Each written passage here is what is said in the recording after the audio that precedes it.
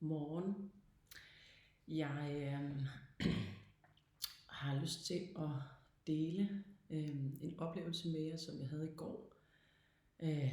Og det har jeg, fordi den er sådan helt frisk for mig. Jeg tror, det var igen sådan en fantastisk opdagelse af, hvor utrolig hjælpsomt det er at kende til, hvordan vores sind helt naturligt hjælper os på vej hele tiden.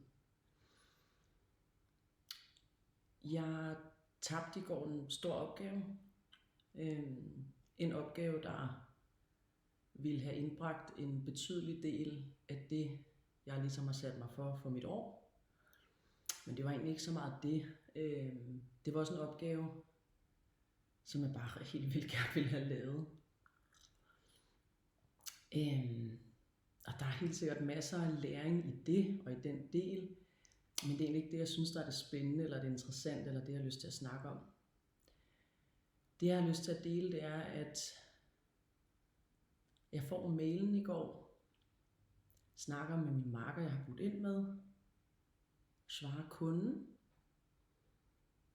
og så opdager jeg på en eller anden måde, at jeg sådan en time eller 5 kvarter senere sidder med sådan en super god energi, og ligesom bare løser de opgaver videre, jeg ellers havde den dag.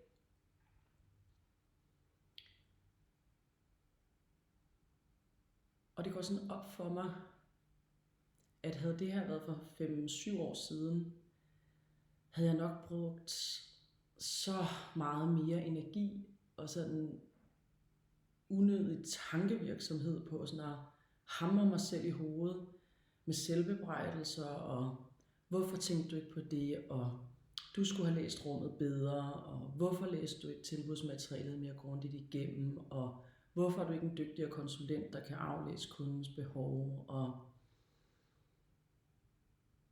jeg kan huske, at jeg har bare tidligere i mit liv været meget tynget af at vende alting indad, og mit hoved og mit intellekt har ligesom kørt i spiraler, og ligesom på en eller anden måde, selv når ting var over eller slut, og selvom der kan være masser af læring i det, så var der ligesom den der ekstra energi brugt på og så skælde ud. Og det var bare så vidunderligt at opdage i går, at så stor en del af det at performe over tid, konsistent, bæredygtigt og i en høj kvalitet, er vi bare så godt hjulpet af naturligt fra vores sinds side.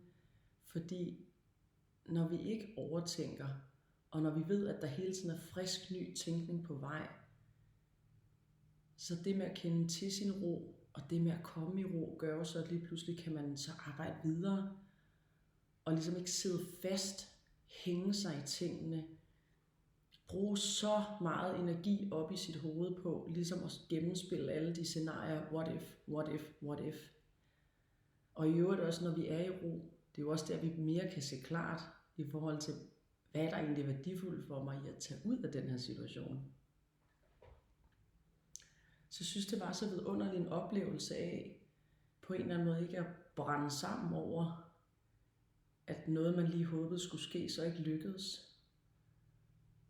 Og på en eller anden måde fint kunne fortsætte sin dag. Og at det i virkeligheden kom fra det mest naturlige sted. Og heller ikke kom fra en teknik eller en metode eller en anstrengelse.